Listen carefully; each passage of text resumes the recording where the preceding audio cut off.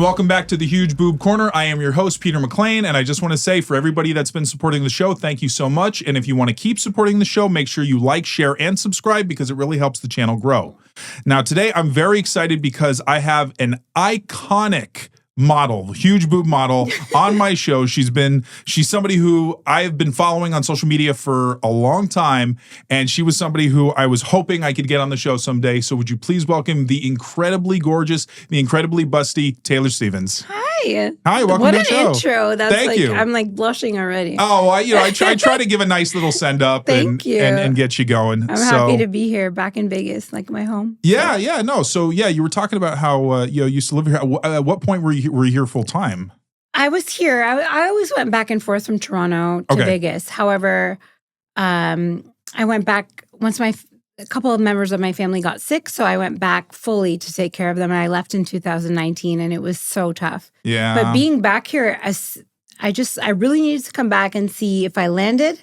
Mm-hmm. And I felt the same excitement, like in my heart, and I do. And there's an energy. I'm coming here. back. I don't care. Okay. Yeah, you're gonna be here back here. Absolutely. Was it always seasonal? Like you always here for certain months, like during the colder months? And they say seasonal, but for me, I was just here in and out all year. Like it didn't matter because this is my city. So you just had a full-time resident. You had a home here, and then I had a condo here and a home in Toronto. So I would just go back and forth. Okay, that's nice. Yeah.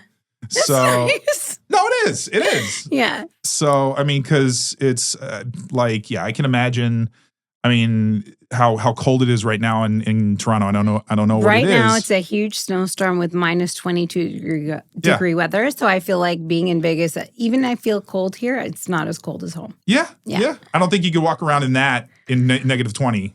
I mean, I probably would. Oh, you would? I probably would because I'm that type of person, but no, I would. No, I would wear my Uggs and a big sweater and just be like, okay, turn on the fireplace, cuddle with my dogs. Yeah. That's it. So I wanted to get started with, because you started modeling in what year? 2006. 2006. Mm-hmm. And when you started, you were a BBW. Yes. So how did you get started in that path? So I was bartending at that time, and I was, at a strip club. I was a bartender, and it was like nothing special, but very lucrative for me because my whole career will speak this way, is that I just make connections with my members and my clients, and that lasts. Mm-hmm. It's not a short relationship where it's like, here's your drink, see you later. It's like, let's talk. And they come back. So I was bartending, and then I met this couple, and I really think this couple, they wanted me to like be a part of them, like a threesome or something like that. And then I didn't really want to do that at that time, but then they did talk to me about what she did for a living. And she's like, okay, I'm on this webcam site. You should try it. I'm like, okay, like, I'm one to try anything. And I'm very like, obviously I want to make money and do well. So I said, okay, let's try it. And I tried it, even though they were terrible scam artists. I'm sorry. But the thing is, I got the best of them before they could get the best of me. Okay. Oh, that's good. So that's great. But like, there was a knack for it. And I logged in as a bigger girl. I never thought I would make any money. Even they said, you're never going to make money until you look like a skinny blonde college girl. And I was like, okay, let me see. And then when I went online, it was night and day. Like I couldn't even believe it. I was working at a great job, like head office, trainer, benefits, everything. I quit. How soon after? Like pretty soon? Probably 2.5 weeks after. Wow. Because it was a great job and I loved it. But the nature of this beast was like, wow. And I'm like, and I never look at myself that way because I was always a very confident BBW. Yeah. Otherwise, I wouldn't have posed. Imagine if you're a bigger girl and you're not confident, you're not going to spread your legs that are like really thick and cellulite and all that for a magazine. I didn't care. And I was like, okay, let's go. And the fact that there was instant success, I was like, wow. Yeah. And so I just took that and ran with it. So then how long after you started doing camming because was Score your first professional shoot? Voluptuous and Excel. Okay. So yeah, I mean the Score part group. of the Score group. Yeah. So that was crazy. And I didn't realize how many people loved Voluptuous and Excel girls. Mm-hmm. And I was like, this is crazy. Like, my brother's friends are like in the store seeing his sister on a magazine. It was like, I said, sorry, but it is what it is. But it was really cool to feel like I could just be myself at that weight and not worry. Mm-hmm. And that was such a relief. Yeah. There's that feeling when you're all feeling that the world's going to judge you. But then when you just be yourself and people love you for it, that's a beautiful feeling. Yeah. Well, and I think one of the things that really stood out to me when I first saw your photos was actually your smile. Because you had such a big bright smile. Thank you. That, I mean, and other models will smile, but it feels a little more forced or it doesn't feel as authentic. Whereas yours always felt like you just were happy to be there and you were having a good time. I am. Yeah. I always say don't do stuff if you don't love it. Yeah. So there'll be times where obviously I'm not just this positive person every time. Life gets the best of us, but I won't go online if I'm like not feeling that vibe. Yeah. And also I'll make sure like if I am online and I'm not really happy, I'll just put my boobs in the camera so no one sees my face. So I can still deliver. Yeah, right. Yeah, without them seeing like I might be not in the best mood. But I don't want ever my fans to feel a lack of that beautiful experience that we share together. Well, that's nice because, being that considerate towards their experience, because obviously I wouldn't be here without them. Yeah. So the prospect of getting naked you had no problems with. See, back then I had no idea what this was about, like the webcam world. And then when I got into it, I found that me as a person, I have an intuitive like personality and I just kind of know. And I'm like, this is not just boobs and, showing, your body parts. This, for me, I created girlfriend experiences. Yeah. I have relationships now from the day I started. Really? Many of them. Wow. It's insane. Like, and they've gone through their lives and I've gone through my life.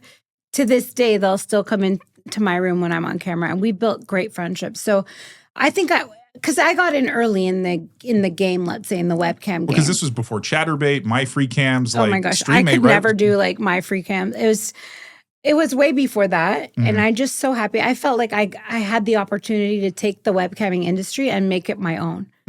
And I did that the way I saw it. And it worked. And it still works. So I'm And happy. It sounds like there weren't a lot of other BBWs doing it at the time because they were being told that were there.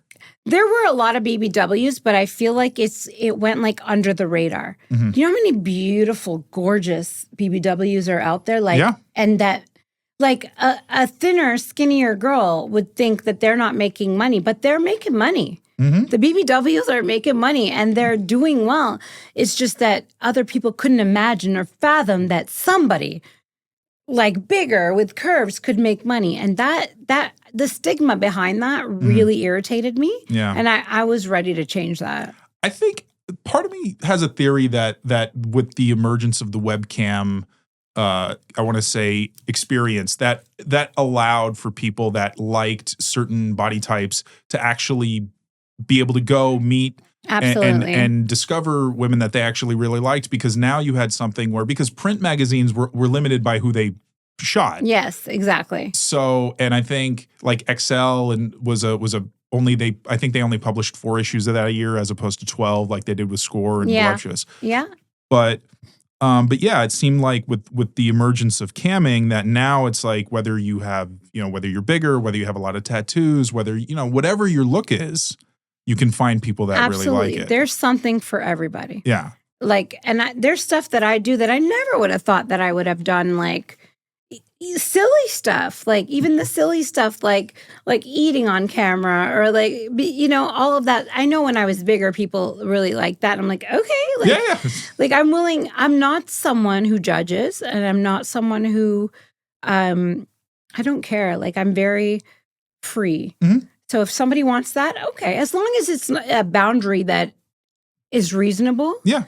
And that's fine. But if it's something that's not in my wheelhouse, I'm going to say, sorry, I don't do that. Yeah. Yeah. Yeah. And it seems like you've done pretty well. So it didn't cost you too many potential fans. I feel like, well, I was very, very scared. I was pre-diabetic and the doctor's like, you got to lose weight. I didn't even think of my health at that point. I said, I can't lose the weight. I'm going to lose all my fans. Mm-hmm. That's the first thought that crossed my mind, not my health or anything. Yeah. But thank goodness I had to do it. There was I would say there was like a 5% hate group that was like, how could she lose weight? Mm. She's betraying us. Like really angry, really mean people. But then it turned out for me that it was wonderful because I was able to retain so many of my fans and then also gain a new fan group. But my intention was never to lose weight because I wanted to be acknowledged by the people that loved a thin crowd. It was just, I had to do that for my health. And I'm thankful I made that decision. My health has to come first. Yeah, of course. And so what was that? What was the experience like when you first started shoot? Like when you had your first professional shoot, were you nervous? Or Very. Okay. So when my first professional shoot was with the Score Group. So it was different. It was kind of awkward because okay, so I'm a bigger girl. I have big thighs. Let's just be honest. Your thighs chafe. So there's you don't have the perfect body. It's not photoshopped. And so I did my first ever video very awkward because I'm a solo girl. I don't do you don't perform with anybody else. So I had this double-ended dildo, and I was just and they were they called it Sammy Sosa, and I was, they were encouraging and great, but it was just very awkward for me. Mm-hmm. And then the video came out at that time, and people made their comments. Oh, you your thighs are like this and stuff. So in the very beginning, you learn to have thick skin, which I literally halved. I literally had. And then I just grew to love learn to love myself in whatever way. Mm-hmm. And all I wanted to do was produce great content for my fans. Mm-hmm. And when I lost the weight, because Pinup had come to me, Pinup Glam, and they're family for me. They had come to me when I was bigger and didn't realize that I was bigger. Oh, okay. And then once they saw that I was bigger, they said, no offense, you're gorgeous. You have that pinup look, but it doesn't fit our market. Mm-hmm. And they said, if ever you lost weight. Yeah. But I didn't do that. No. And it was just I really appreciated it because I love their models and I love them. And then, so when I did eventually lose the weight, they were and it was the best shoot, the best people I've ever shot for in my life was Pinup Glam. Nice. To this day, I love them. They're like family. Nice. Yeah. Well, and because when was the last time you did a professional shoot? Has it been a while, or have you just kind of focused on camming for the last, I've focused mainly, especially in the last 5-6 years, especially not being able to travel after COVID. I've just focused on my OnlyFans. So I have a photographer, I'll do my own stuff, and I love it because the power's back in our hands. Yeah. And I love that for every model, and I always said this, it's very important for a fan to see all sides of you. Mm-hmm. Boobs, tits, and ass, I always say when I'm on camera, especially in a webcam room, you can get that anywhere. You can click out of my room. You don't like it, click, go next. Yeah. But if you want to come into my room and talk to me, you have to, hi, how are you? What's your name? Where are you from? I want to build relationships. I've done that my whole career. And that's the only reason I've had sustainability in this industry is because I care. Mm-hmm. And I remember their names. Yeah. And I want to care about what they're going through. I'm just an online therapist, and I love it because they help me too. Really? I owe my fans the world because I wouldn't be the person that I am today without them, and I think that they wouldn't be where they're at without me. And that's just a fair, even Stevens. Yeah. Well, right. Well, and it sounds like because camming seemed like the best fit because when you would do shoots with companies, obviously, I'm sure that would help your fan base grow. Yeah. But you don't get that that regular interaction because you're shooting and then it gets released and if there's comments, well, and this is it's not as interactive. Pinup still has some of our photo shoots from back in the day that still haven't been released. Really? Yeah, and it's just oh my gosh, I remember this photo shoot. I want it to be released right now, but it's they have it and they're smart. They know when to release it, but yeah, it's definitely different. I love interaction. I like people to know look, I'm Arabic, I'm Palestinian, I'm wild, I don't have a filter. I tell people the truth, whatever they want, like even in dick ratings and stuff like that. Like I tell people, do you want the dick rating that's 100,000 truth, or do you want me to sugarcoat it? Because I don't want to give them what they're not looking for, right? A lot of them like the non-sugar-coated version. But I just feel like I want to always have relationships with my fans. Yeah. And I don't want to do my job any other way, or I won't do it because I don't love it that way. Yeah. Well, and what's cool is because it seemed like, because when OnlyFans started, you have already, because it seemed like you had so much experience already interacting with your fans so much that it just seemed like a natural extension of what you're doing. I was so thankful for it. So, and now you can actually, you know, so it's, how would you say being on OnlyFans now is different from when you started camming?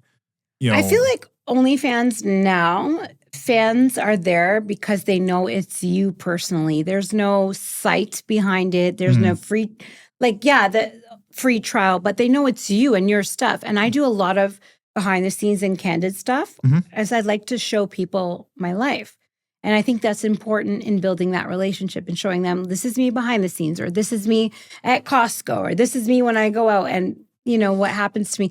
That's really important. I like to show that to my fans, and they love to see it because that's not like what you sign up for when you go on a sex site in a sense. Usually, no. So when you get that, it's kind of makes them realize, wow, she's a real human being that goes shopping and grocery shopping. And when she's picking out melons and cucumbers, people are staring at her. Yeah. You know, and it's funny, but I love it. Yeah. I wouldn't have it any other way. Okay. And so do you still have like a cam site, or do you just do like lives on OnlyFans? No, I'm live on StreamMate. So camwithtay.com. That's my Okay, yeah. camwithtay.com is basically my link, which is great for both of us. Like you sign up through my link, it's great. You get benefits and I get benefits, but same site.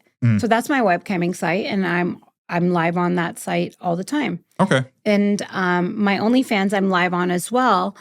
But with my OnlyFans, it's just this personal, it's a different personal interaction. Okay. It's like, I can go live there, but it's more personal in the DMs. And I think that OnlyFans gave us the opportunity to really get to know people and make them understand that you can text me, I'm right here in the moment. Yeah. In the moment you text me, I'm right here seeing your message. And a lot of people that have agencies take over their like, my fans know me. They know what I will say and won't say. So like if somebody like AI'd something, they'd know it.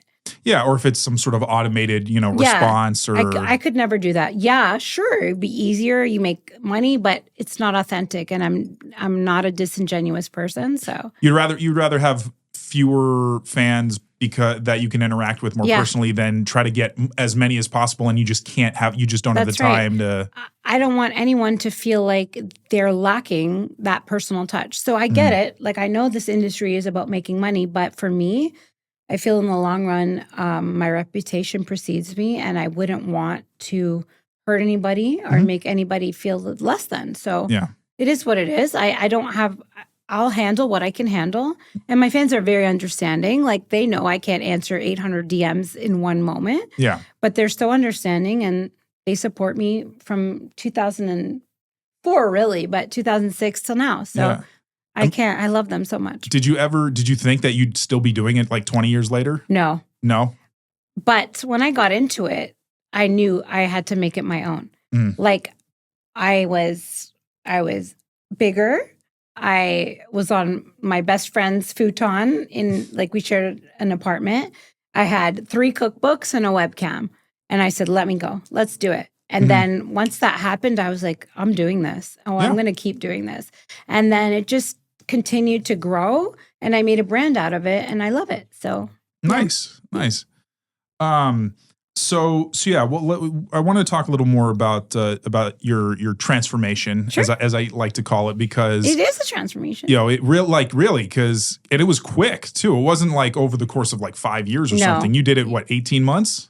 13 months. 13 months. Yeah. Yes. And how much weight did you lose? I lost 180 pounds. So I was 300 pounds. Well, I was 298. So I always tell people I was a Snickers bar away from 300. Okay. But I did a ketogenic diet before keto was like this whole thing in the world. And I exercised Mhm. 3 hours a day. So I took very good care of myself. I did not have gastric bypass because I love to eat. Yeah. So you can't make my stomach small because I love to eat. Mhm. So I ended up finding, a lifestyle that fit me. And I live that to this day. Nice. And I lost 13, in 13 months, I lost 180 pounds. I was Big. pre-diabetic. So Yeah. yeah. So it's interesting that you didn't do it. That you did it again. You did it for health, and that it was just kind of you didn't have like I want to get to like 150 or No, I didn't want to do it. You just wanted to get healthier. Yes, I didn't want to do it. I Yeah. was really scared of my business failing Yeah. after that, which is, it's not the way you're supposed to think. You're supposed to think about yourself and your health. But I just thought about my fans and, oh my gosh, and myself too, like my business, what's going to happen. Yeah. But no, I chose myself and I chose my health.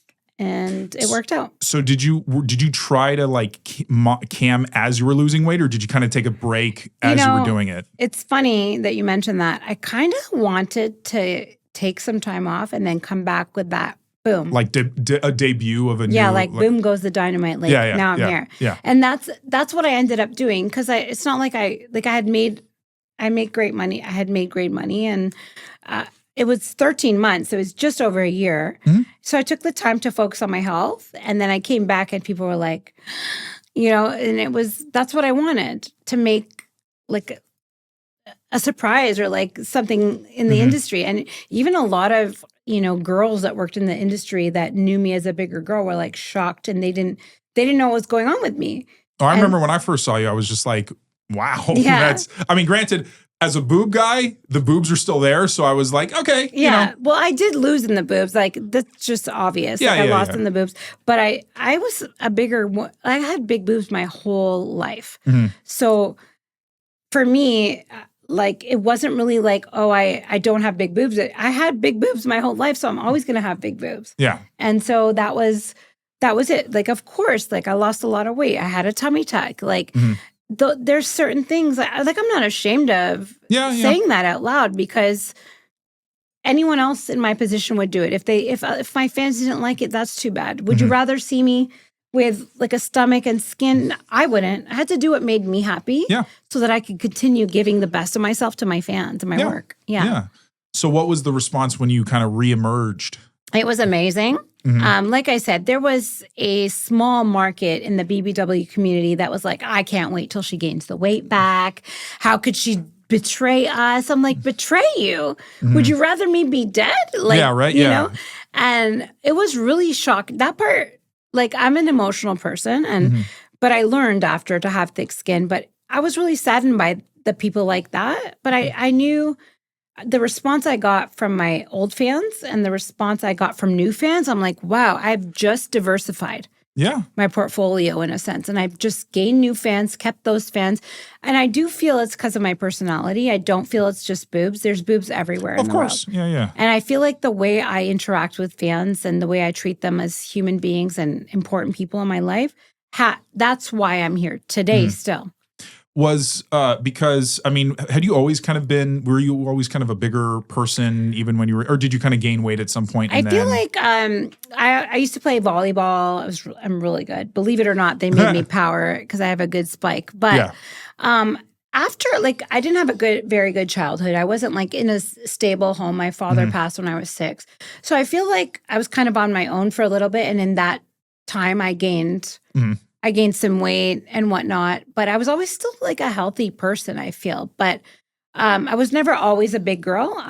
But if I was big, I embraced it. Like, I never thought like you need to lose weight. I was never one of those girls that's like go on a low calorie diet and lose weight. I just embraced myself wherever I was in my life. Yeah. I was going to ask, like, when you did lose a bunch of weight, was it kind of how different did you feel? Was it very but was it a gradual, like you started gradually feeling better with more energy, like, and stuff like that? Or was it, all of a sudden you just, I feel like because I spent a lot of time in the gym and with a personal trainer, as I was gradually changing, I was happy with my body and how it was going. And that motivated me to want to get more fit. And I was just like, it was a gradual change. Like, for people who hadn't seen me, it's like, whoa. But for me, I went through hell every day. Like I was at the gym. I bought an elliptical at home. I did mornings and nights. I fully committed myself to, and I know being a bigger girl, as much as I could maintain muscle wise, skin is skin. That's something you can't do. Like there's nothing you can do about that except for surgery.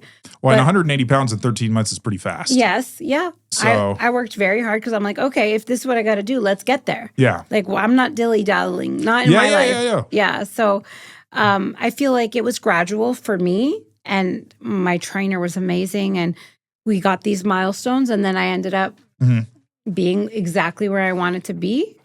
Not even weight-wise. It was more like, do I feel good now? And I felt great, and yeah. Nice. Yeah. Well, and again, it seems like because you had a really good reception from your fans and that you retained most of them and you got more. Yeah. Would you say you gained more than you lost? Like fan-wise? Oh, yeah. Because I still retained 90% of my old fans, which I was afraid to lose. So, I gained a bunch of different fans. And it was really cool. It was really cool because it was different for me. You know, even though I had a niche following, like for BBWs, but meeting all these new fans with new fetishes, I was like, bring it. Yeah. I'm ready. If I can conquer this, let me conquer the world, you know? So after you lost the weight, did like more companies start to contact you to model with them? Pinup contact me right away. Yeah. And there was a lot of companies that, you know, and during the conventions and stuff that were like, come, you know, I was with Alexis Texas at a lot of the conventions. She's a great friend of mine. She's super amazing friend. But yeah, more opportunities did come. I hate to say it when I was thinner, but that's just life. It's just what it is. That's just life. And I embraced it. What if life hands you lemon, you know, make lemonade. Yeah, right? Yeah. Well, and what's interesting though is because since you never went beyond solo. No. So it's like, I don't know, I imagine there were some companies that were like, hey, you want to make your boy-girl debut with us, or do you want to? Yeah. And you just never had any interest?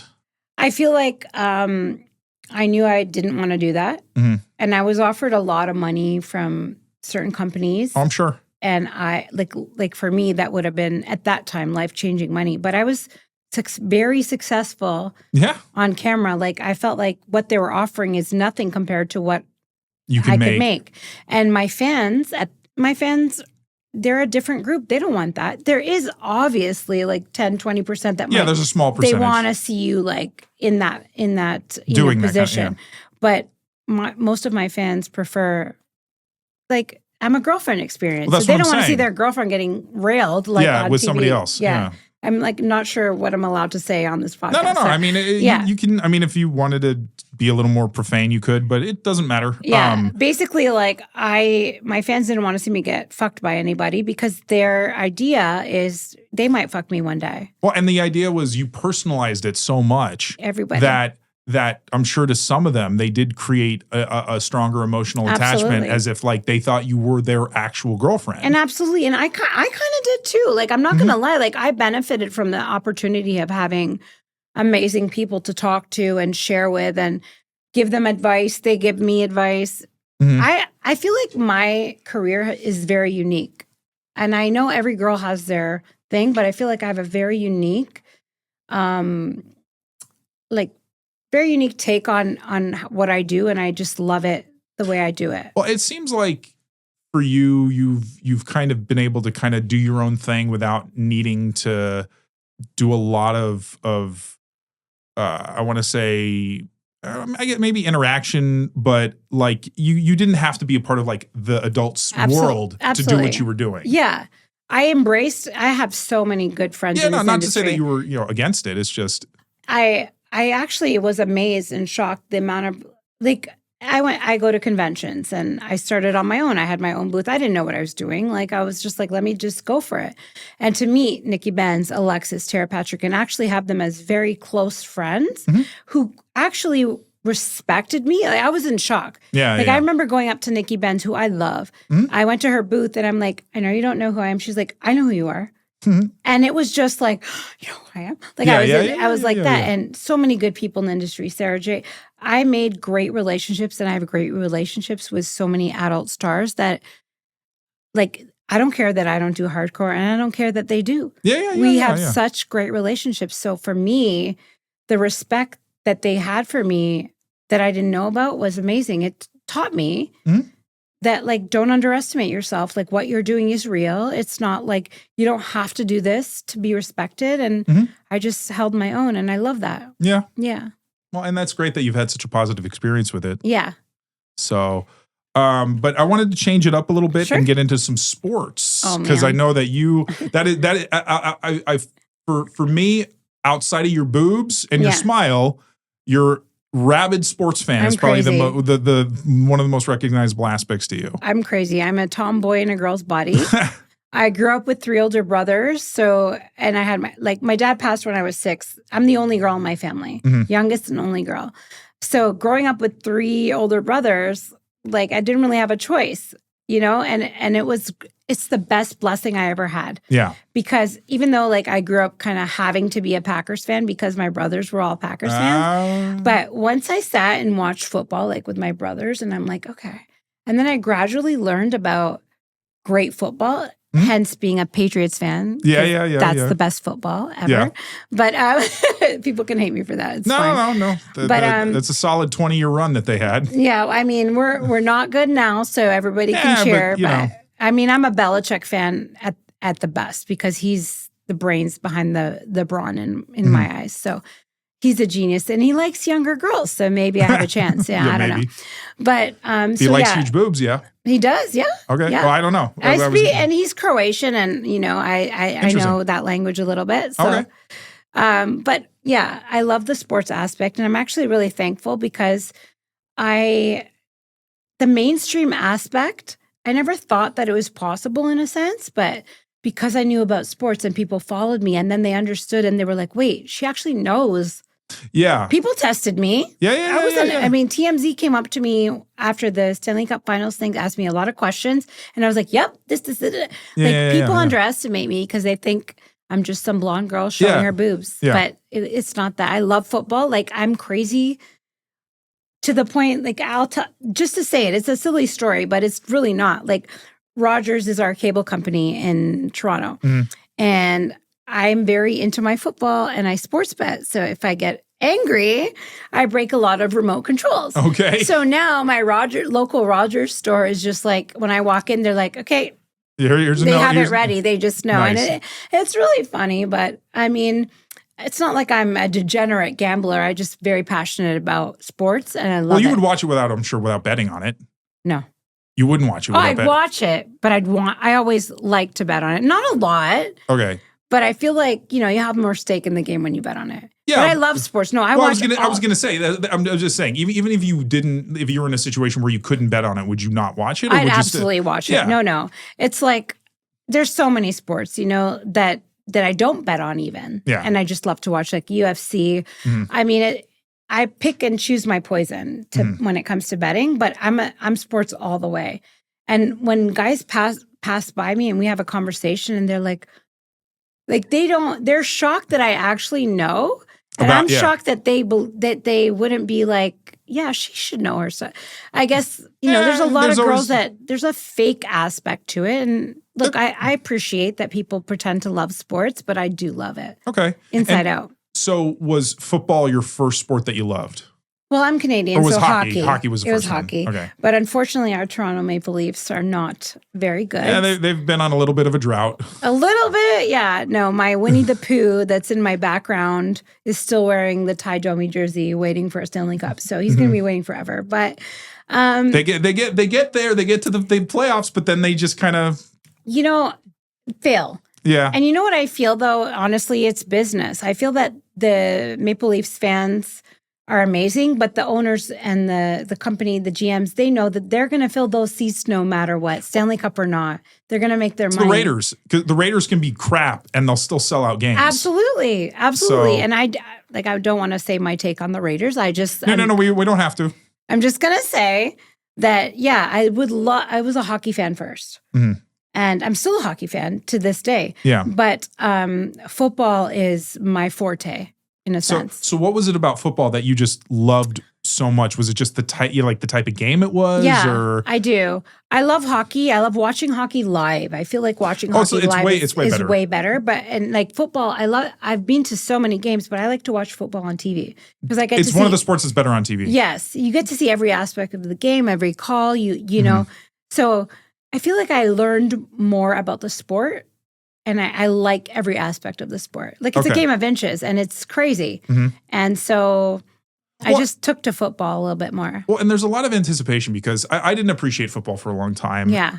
Even though I'm not a huge sports fan, I can appreciate sports. I like watching sports, especially if I'm with somebody who likes it too. Yeah.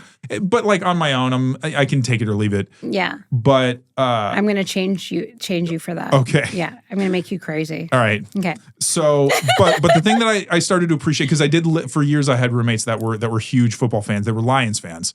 Okay. So, but just the nuances of the sport, I got to know a little more with them, and just understanding that it's obviously all the strategy and all the absolutely. It's not just about like if you want action, you go for hockey or basketball or something like that. Or soccer even, because that's just all running. It's exhausting just to watch it. It is, but the goals are beautiful. That's why soccer is one of the best, most beautiful sports in the world. Every goal is like art.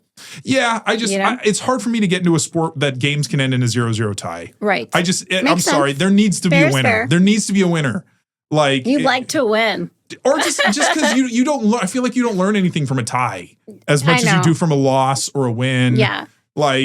So but that's me. That's I guess okay. Not everybody is. I'm worse than I feel like any man out there in the world. Like I'm Arabic, so we got a little bit of a temper. But my mouth is potty mouth, and I don't care. Are you screaming when you're watching games? No, okay. I'm swearing, screaming, throwing stuff, but I'm passionate. So it's like sometimes I'm jumping up and down, especially watching the Patriots win 6 Super Bowls. Yeah. It's very nice. Yeah. Yeah. But no, but I'm very into it, and my emotions get the best of me. And kind of that's what I like. Yeah. It's kind of like I'm very good at maintaining my emotions and, being in control. Like the power in controlling your emotions is a great thing to have. Yeah. But when it comes to football, man, and this guy makes a bad play or this guy gets a bad penalty and you kill the game and you got money on the line, let's say,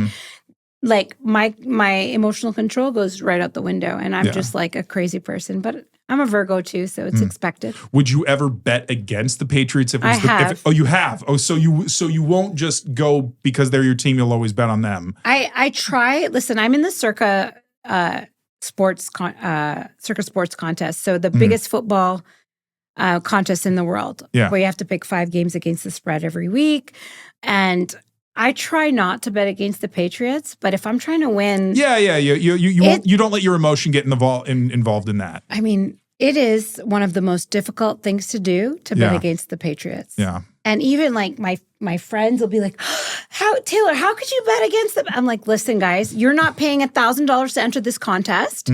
I have to do what I have to do, and it's crazy because sometimes it's like it always ends up the wrong way. I bet against them, and they win. They win. I bet for them, they lose. So it should teach me a lesson just... Well, I mean, considering also that you had that, 20 years pretty much, the Belichick-Brady era, that was just... So lucky, blessed to have that. That they went... Didn't they went to the playoffs every season? We ruled the playoffs. We ruled the AFC. Like, it was just... Went to 9 Super Bowls, won 6. Won 6, yeah. We didn't win 3 in a row, which the Chiefs are trying to do.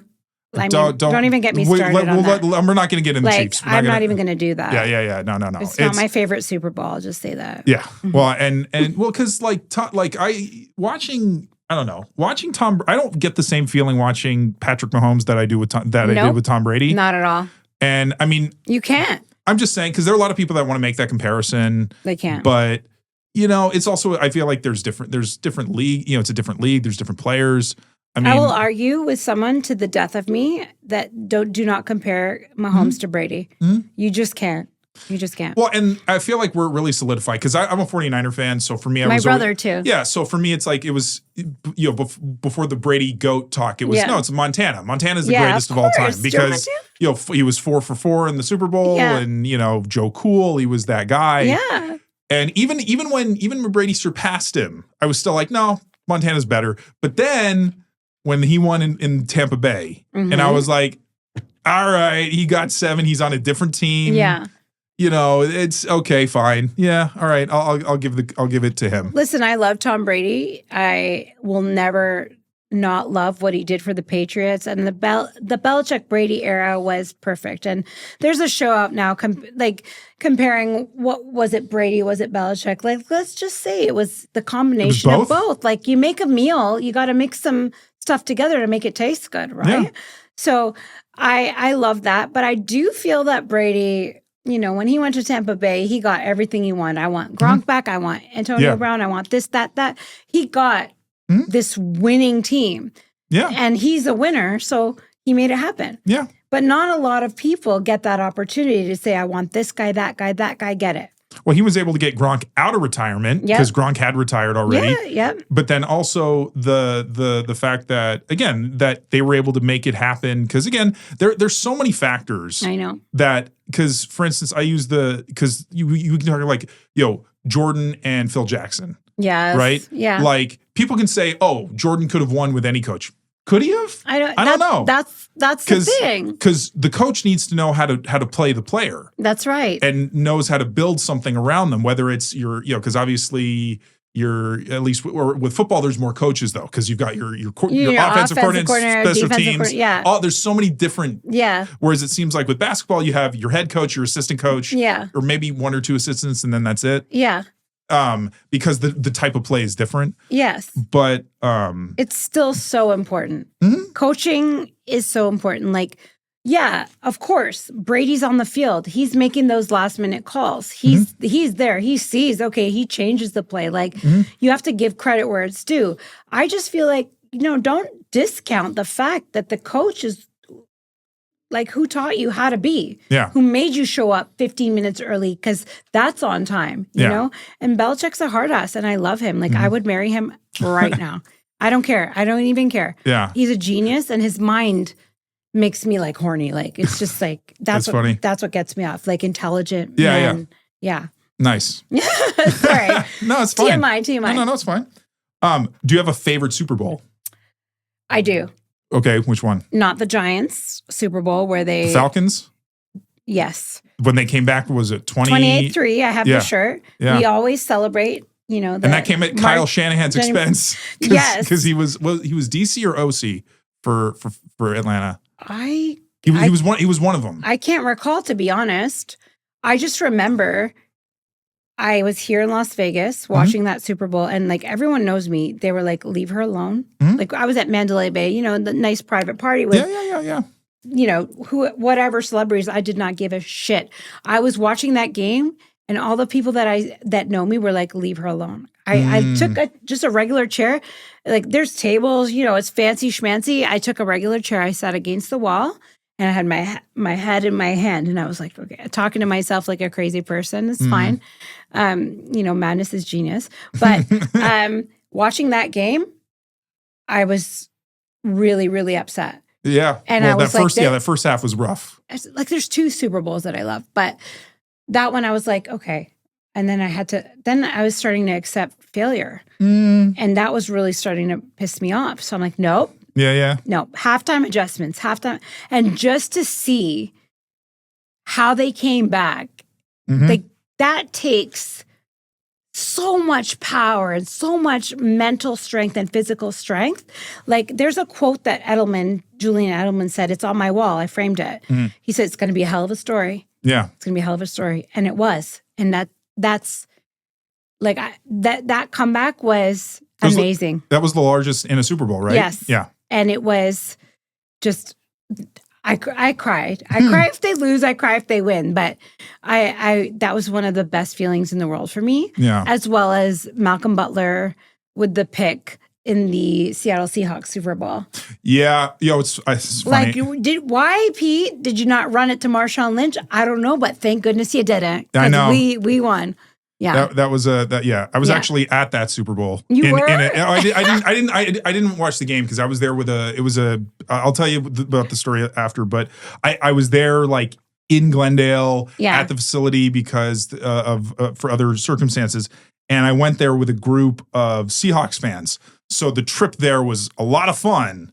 The trip back home, not so was much. not that much fun. It was 4 hours of them being like, why didn't they give it to Lynch? Why did they try to pass it? Forever in life, they're gonna say that. And it's crazy for me. I'll tell you this story because I was back in Vegas at the SLS like after the Super Bowl, and who is literally standing by their little bus? Marshawn Lynch. And he's not a man of many words. Yeah. But he had some words with me, and I was very happy I wasn't wearing my Patriots jersey in that moment. Yeah. And I just said nothing, and he's a really nice person. Yeah, and he was like, I got you, girl. Like, he was really good. But I never mentioned that I'm not going to do that at that point. But I was so like, that Super Bowl it went from heaven to hell, My emotions are crazy, skyrocketing. Oh, I can imagine that, yeah. And that pick, I remember I always go to the Mandalay Bay Day, and the Vidara ones, but Mandalay Bay party was so fun. And the same people come. So you see them all the time. And I don't know what happened. After we won with that pick, we were on some big pile of a bunch of people and we all fell down. And it was just like, this is what it's supposed to feel like. Yeah. This amazing feeling, the passion behind everything, and I loved it. So, nice. Yeah. So, and I wanted to talk about your viral moment that you had at the Stanley Cup. So, what year was that? So, I believe, oh my gosh, that was back in 2012. Okay. So, look, I had gone through cancer, and I was going through cancer at the time. I've beat cancer. I got diagnosed with cancer in 2010 on Christmas Eve. Oh, wow. Non-Hodgkin's lymphoma, but went through 8 rounds of chemo. Radiation, beat it. So I'm very thankful for that. Yeah. But my fans always know I like memories more than things. I don't care about a purse. I want experiences and joy because life's short. Yeah. Right? Like the Fight Club quote, this is your life and it's ending 1 minute at a time. That's my favorite quote. It's on every, about me page. But, and so I didn't know where the seats were, but my fan I was in LA for a vitamin water party I was hosting with like Rick Ross and The Dream, which is like fun as heck, right? Yeah. But I didn't know, and my fan bought me tickets to the game. So I didn't know. I went to StubHub and picked up the tickets, and as I'm walking into the arena, I'm realizing, oh, I'm behind. I didn't know what bench I was behind, and I was rooting for the Kings because I'm in LA, right? Yeah. And I'm behind the New Jersey Devils bench. Right behind the bench. And I was like, oh my gosh, like that fan of mine, still my fan to this day, amazing. Like he was just so happy for me, So anyways, I guess at some point, and I was my tits weren't out. I'm not like flashing people. I never do that. I was wearing silver and black, cute outfit, tank top. Of course, anything I wear is going to show cleavage, but it wasn't intentional to like, anyways, they caught Peter DeBoer, New Jersey Devils coach, staring at my boobs on the big screen. Nice. Bam. Viral moment. And I was like, I didn't even know. My phone's blowing up. Taylor, you're on you're on this. And within like 72 hours, I was on like every sports station in the world, even in Norway. Oh, like wow. The time zones were crazy. I didn't sleep.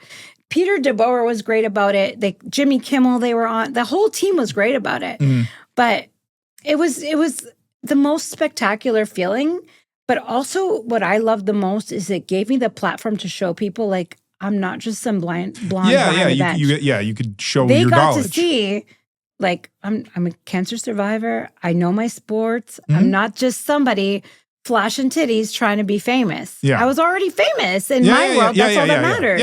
Yeah. And so it was great. And then like kind of a crossover breakthrough moment into the mainstream, the larger world. My gosh, like even here, ESPN 1100 in Vegas, like rest in peace to Dave Koken. He was amazing, friend of mine. But the fact that these real sports shows took me on, TSN, ESPN, everything, and allowed me the opportunity to talk sports. Yeah.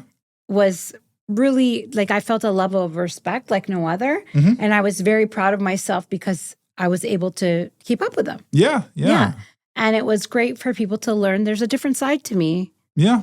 I'm not just titties and a smile. Although they're okay, I love it. Yeah, they draw you in, but then you stay for the substance. Stay for the substance. I know. Stay for the intelligence. Stay for fun. I'm fun as fuck. I always tell people I'm the most fun person you'll ever meet. I'm a great I haven't had great relationships, but if I was in a relationship, like I'd be the best girlfriend ever. Yeah. I'm the best wingman. Like all my guy friends, like I want them all to get laid. Like, let's go. Yeah. No cock blocking here. Like, let's go. Yeah. So I'm just I'm really easygoing and free. And I think that's because I had to grow up like on my own. Yeah. You know, my dad passed and my relationship with my family after that was I grew up on my own. I showered at the YMCA. I lived in my car at the time. Like I had struggles when I was young. And I learned a lot though. Yeah.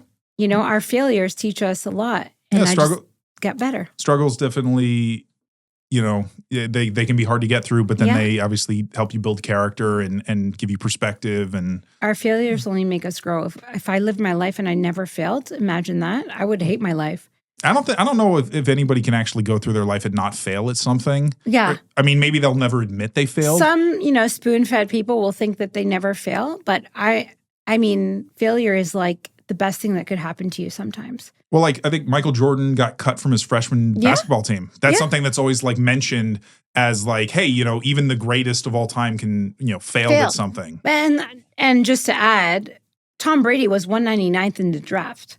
Nobody, look at him. He was so lanky and like nobody thought. And look what he did with his whole career. Yeah. Now he's the GOAT. For me, the greatest quarterback of all time. Well, and remember, they did have that undefeated season that ended in a loss. Because of the Giants. But we're not going to talk about that. I'm just saying though. We're not talking about that.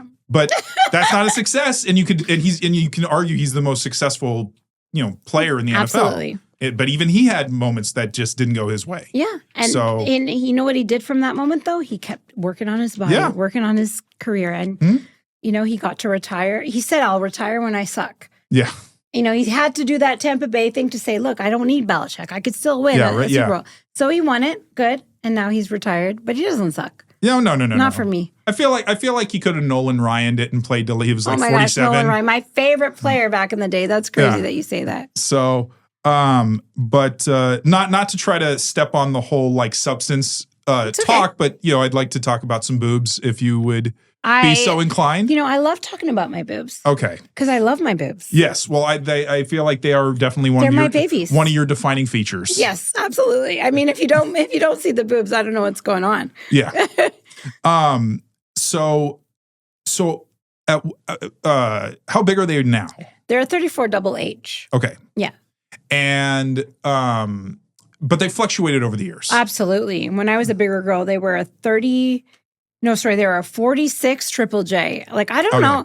Like, for me, I was like, what? I'm so confused. I never got like a bra fitting proper. Like, I was just like, I don't know. This is what, and then when you hear that, and this is the thing with a lot of fans, they think the bigger the number, the bigger the boobs, but that's not accurate. No. So like my frame is tiny. Yeah. So I'm a 34 double H. But if you're a 42 triple J, it might not look the same. Well, and a lot of fans just like to hear like, oh, she's a triple J. And they don't realize that it's actually not as big as you know, but it's okay. Men don't really, they just want boobs and I love to give it to them. And I think it depends because if you're enhanced, it's the CC number. It's like, oh, I'm 1,000, 1,500, 2,000. Like that's the number that's a little more, I guess. It's insane to me the amount of men that know about CCs.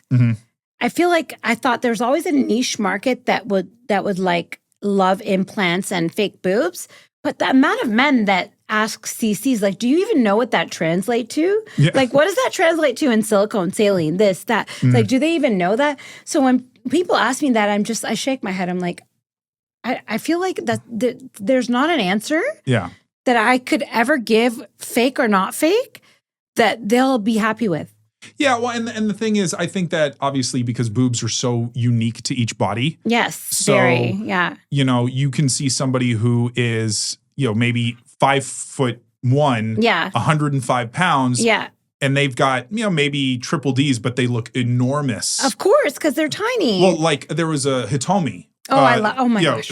But she's super small, I think. Yeah, like she's as so a tiny. And I'm sure her boobs are, you know, they look just enormous on her. Absolutely. Like they looked like half of her body almost. Absolutely. And that's the same when I lost weight. Like my waist is so tiny that people now are like, have your boobs grown? And I'd be like, of course they've grown. They always grow. They grow every day. Yeah. But, because your waist is smaller, your frame looks different. Like it's the same girls who get BBLs or they have bigger butts. I remember when that trend of BBLs started happening, I wished I had a bigger butt. When I was bigger, I had a bigger butt. I had a nice big butt. Yeah. Cannot lie. Yeah. Other girls can't deny. Yes. But and I loved my butt then, and like everyone loved my butt then. But I was big. I was It went with the body. It went with the body. So like when I lost weight, I still maintained a butt because I worked my ass off, literally. Yeah. But not like that. And then when everyone was getting BBLs, I'm like, should I get a BBL? Like I was envious because butt became the new boobs. Yeah. But I'm really happy I didn't because I worked really hard on my butt and I worked out, and and I don't hate on nobody that got a BBL. Yeah. Because all my big booty girls are so pretty. And so like, I just want to jiggle their bums. Yeah. But, I love that. I love it. And I get why men love it. So enhanced boobs or not, enhanced ass or not, you're going to love the jiggle. You're going to love the wiggle and just enjoy it. Yeah. Yeah. So did you always love having huge boobs then? Yeah, always. Always. I never complained. I was always kind of a bigger girl. Like I played volleyball. I still had, when I was in high school, I still had to wear, I started developing at 9 years old. Wow. I was the first girl in school where guys would pull my bra strap, which was so annoying.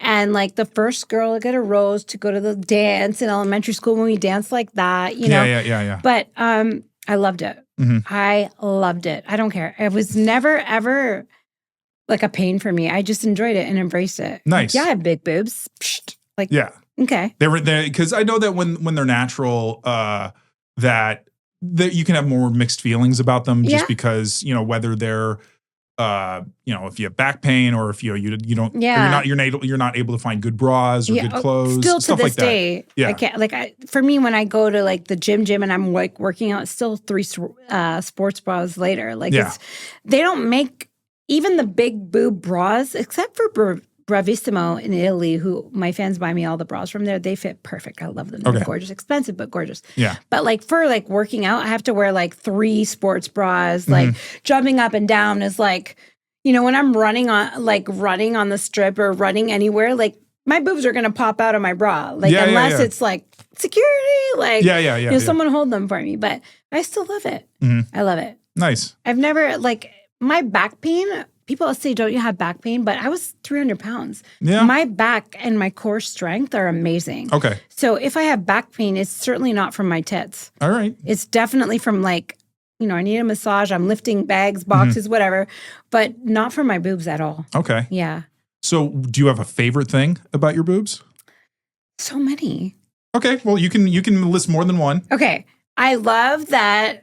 Okay, I love that I can get crumbs in my boobs, and I can literally at the end of the night, especially after drinking, and you're like, "Oh, this is what I ate last night." Nice. Okay, got it. But I just love that. I like the feeling of this bubbly, curvaceous, feminine feeling, and so I love that my boobs allow that frame, that curve to them. Yeah. But it's like I don't know.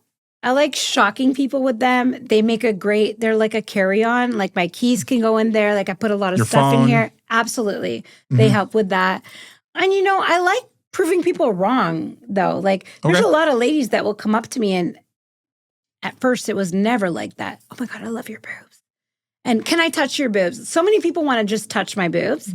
And, especially in Vegas on Fremont or anywhere on the strip, can I touch your boobs? And I'm not one of those people. I'm definitely one of those people that won't allow creepy, but if there's a lady that's like, oh my gosh, I love your boobs, feel them, and I just love the fact that I can be so open with them.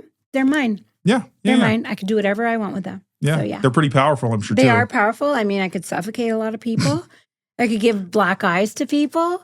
But I mean, I won't hurt you unless you want to. Well, and also the I'm sure because boob fans are very we're very clued in, just laser focused on that one body part. Like Tom Brady, laser focus. Yeah. And I love that because I I didn't realize that my veins on my boobs was such an attraction. All of it. The areola. I learned a lot. Yeah. I learned a lot about my boobs from my fans, Mhm. believe it or not. So like, I know I have big boobs. Because you didn't dissect them that way. I didn't. You're just like, they're there. I did not realize there were so many aspects to having big boobs and the giantess fetishes and all of that. And the suffocation fetish, I absolutely love it.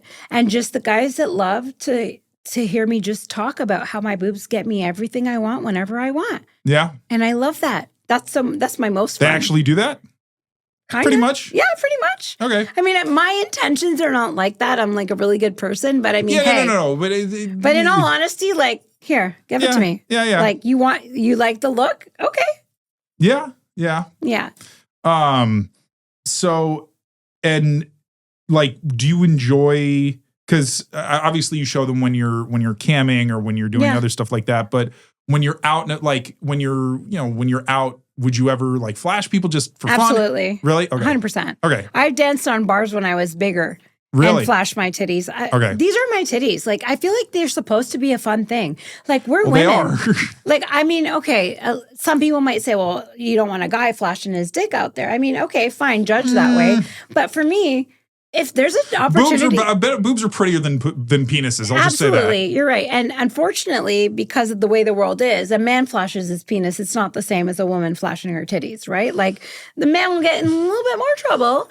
But I'm very fun. I love my boobs. Like people will make asinine comments, and my favorite part is like just laughing back and be like, yeah. And like I'll be like, I'll just jiggle them in their face. I like to fight back, but in a way that's fun, where it's like, you're not getting to me. I already know what I have. I know what you're going to say. Yeah. Now, I'm enjoying them, so you should just actually just be quiet and enjoy them. Yeah. Like, stop acting like they're from the moon. Well, and the thing is because you mentioned the one question that you hate is, are they real or not? I hate it. And it's something that you just won't answer it. You won't even. I want my fans to love my tits for whatever they like them for. I don't like to answer it because it doesn't matter. Yeah. Unless you're you love implants guy or you're a love natural guy. Yeah. Like, it doesn't matter to me. You come into my room, they're jiggling in front of your face. You're tipping, you're paying, you love them. What does it matter? Like, I'll give you a real life example. I haven't stepped on a scale in 4.5 years because the numbers don't matter. How do I feel? Yeah. I'm working out. I feel healthy. If I let's say I feel amazing and I took a step on a scale and it said I weighed more than I thought or more than I am or whatever, why allow that negativity to change the way I feel? Yeah. So I don't want my fans to be affected by something that means absolutely nothing. Yeah. I mean, at this point, do you really not get the question anymore? I still get it. You still get it. Okay. Yeah. Is it usually just from new people that don't really know you, or? I feel like it's from people who think like I owe them an explanation. I owe them an explanation. And I'm just like, you guys, like, my fans love my boobs for what they are. Yeah. Nobody asks. Like, I was a big girl. Like, I've had big tits my whole life. Yeah. So fake or real, I don't like the question because it's stupid in my opinion. Yeah, no. Like, I've had titties before I had like posed for titties, like, so these are my titties. Yeah. And whatever you want to think about them, go ahead. Whatever, floats your boat. Yeah. So, and I mean, because I can float. Yeah. I can't swim, but I can float. So there you go. There's your answer. Because there are people out there that like I've had models on here that, they wanted, like, I want to be as fake. I want them as fake looking as possible because they want them like super round, super hard. Yeah. And that's what they want. That's the image they want. And that's cool. I like that about certain looks. And don't get me wrong. There's a time when I was like, I want that in your face, like implant, like solid implant look. And then I just realized, you know what?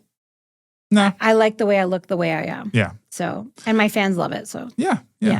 Just like I wanted a big butt and butt implants. I decided that's not the way I want to go. Yeah. So yeah. And, do you like huge boobs on other women? Yes. Yeah? Are you a boob fan yourself? I love butts and boobs. I do. I love boobs. All kinds of boobs. Yeah. But when I love curvy women. I love to, like, I met a girl last night. Like, she's a worker. We randomly passed each other. Some guy said, oh, her boobs are bigger than yours to her. And I said, and she turned around and she's like, "Oh my God, girl." She started a conversation with me and we became friends. I have her number and now we're talking. But her boobs were gorgeous. Yeah. And I said, "What in the hell does it matter? Like, she's wearing something that's not propped up. But her boobs were huge and beautiful." Yeah. Like, stop making it have to be a competition. Yeah. Embrace all titties matter. Yeah. That's how I feel. All right. Well, Taylor, I just want to say thank you so much. I hope you had a good time. I had a great time. And I wish we had more 4 days. We're definitely going to have to have you back on the show. I would love to come back. Great. I'm so happy. This was amazing. And I'm so thank you happy for having me. And You're very welcome. I'd like the opportunity to show my fans that this is another side of me and show the world that there's much more to me than just big titties. But Absolutely. my titties mean the most to me. Absolutely. And to all of you out there in Huge Boob Land, we will see you next time. Bye.